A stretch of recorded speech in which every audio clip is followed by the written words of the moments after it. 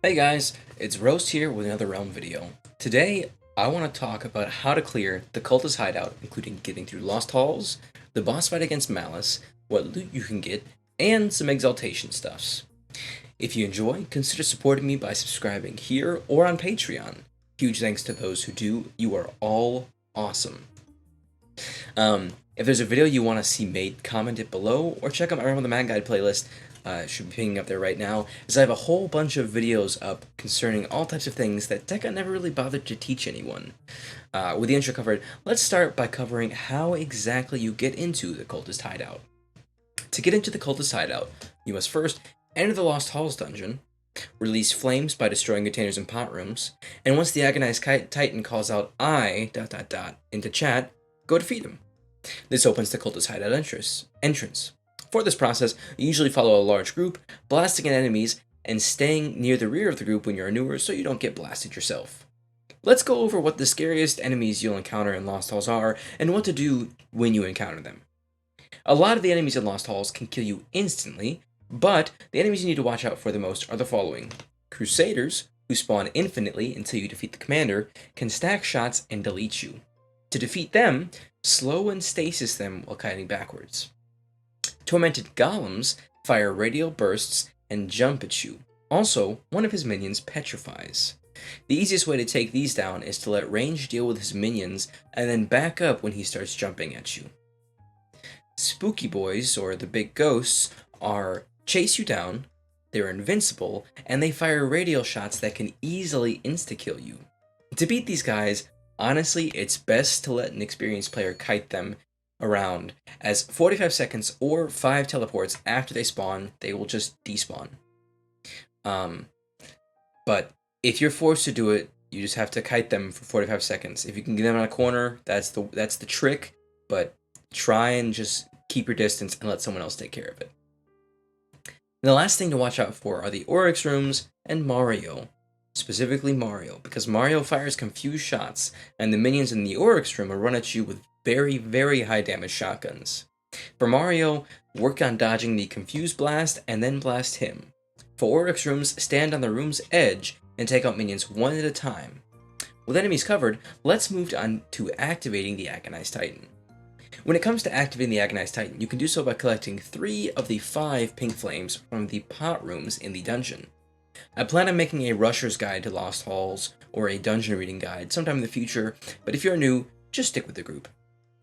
Pot rooms are nice not only because they are needed to activate the boss, but also because they can drop rainbow potions and health and mana pots if you need them, so make sure to try and get damage off when you reach those rooms. After 3 pot rooms have been destroyed, the Agonized Titan will speak in the chat I ... and his location will also be revealed by some pink dots. 45 seconds after speaking, he will be activated, and he'll begin firing radial shots that deal 300 damage. It should go without saying, but do not get hit by more than 2 of these or you will almost certainly die. They deal 300 damage each. You can't take that many of these. While firing these gray shots, he will also occasionally fire a colored shot that deals 0 damage, but inflicts a status effect.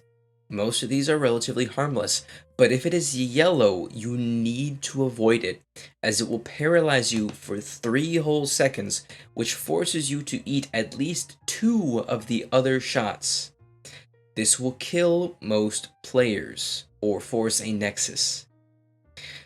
When he hits 1/3 HP, he will also spawn the flames to help him.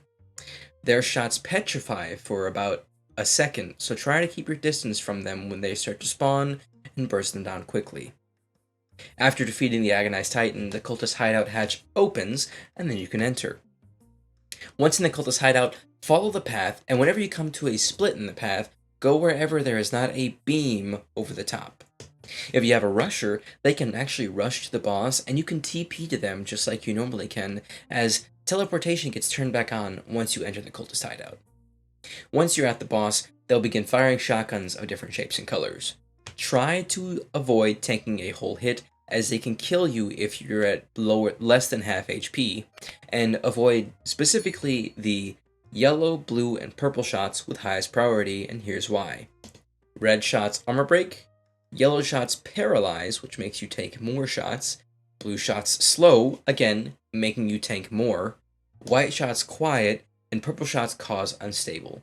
Purple shots are scary primarily because they deal the most raw damage at 150 per singular dot. So taking a single X will often just one-shot people if they get hit by a shot. To move on to the next phase, you must bring each leader down, at which point they will summon a demon. After that demon is defeated, they will come back, fire a blast of shotguns out, and repeat phase 1, but this time firing 3 shots each. After taking enough damage, they summon another demon, who, when his HP hits 0, will split into 3. Of all of the demons, the most dangerous one is the demon who shoots the red stars, as they deal roughly 300 damage. He also jumps at the group, so watch out for him. Once these 3 demons are defeated, the cultists come back and fire another big shotgun. This time it's 5 shots each. And you'll repeat phase 1, but this time with 5-shot blasts. Once they're knocked down this time, they go to the center and fuse into one cultist, Malus, the red one. Malus will now use the other cultist attacks while minions spawn on the circular shapes in the room. Focus the minions at the start of this fight, as they can put you into harm's way very easily, and for the first 10 seconds or so, Malus is invulnerable. His attacks will vary slightly as he moves throughout the phase. If you're curious about what attack he's going to do next, watch his eyes. His eyes will flash the color of the attack he's going to use. Yellow means he's going to use the paralyzed guy's attacks, and so on and so forth. Once he's brought low enough, Malus will do a countdown, firing each one of the cultist blasts out, all 5 of them, before becoming vulnerable briefly, where he can be killed. But do not stand on him, as if he isn't killed quickly enough, he will go invulnerable and fire shotguns out again. And if you're standing on him when he starts to fire those shotguns out, you will just get insta-killed. So, yeah, don't stand on him. Now that you know how to beat the boss, let's go over loot. From clearing the Lost Halls, you can get Rusty Cuffs and Golem Garments from the Tormented Golem and his Angry Golem minion. From the Agonized Titan, you can get a longer range tier 11 dagger equivalent called the Carved Golem Remains, along with Rainbow Pots, and Rainbow Pots also drop from the pot rooms. And lastly, from Malus, the actual boss of Cultist Hideout, you can get the Vial for running voids, Helmet Runes, Life and Mana Pots, tier 6 rings, and if you get a white bag, while the ring dropped is forge food more than anything else, the robe and skull that are dropped are very good, and the staff that's dropped serves as an upgrade to the Staff of Extreme Prejudice, which is used for standing on bosses during DPS phases. But the caveat is that it has to be fired backwards, which makes it a little bit harder to use. With the loot covered, let's talk about Exalts, or exaltations. The Cultist Hideout is one of the easier exaltation dungeons. Exaltation system guide coming soon to you. And it gives you bonus speed when completed enough times.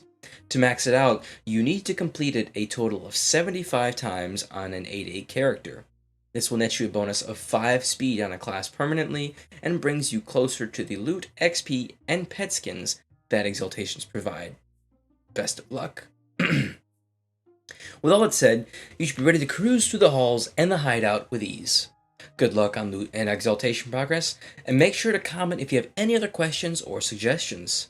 Consider subscribing if you aren't already to make sure you don't miss out on more awesome videos like this one, as I put out 2 Realm videos every single week. Thanks again for watching to the end. I hope to see you in the next one, but until then, keep it beefy, boys. Hello there.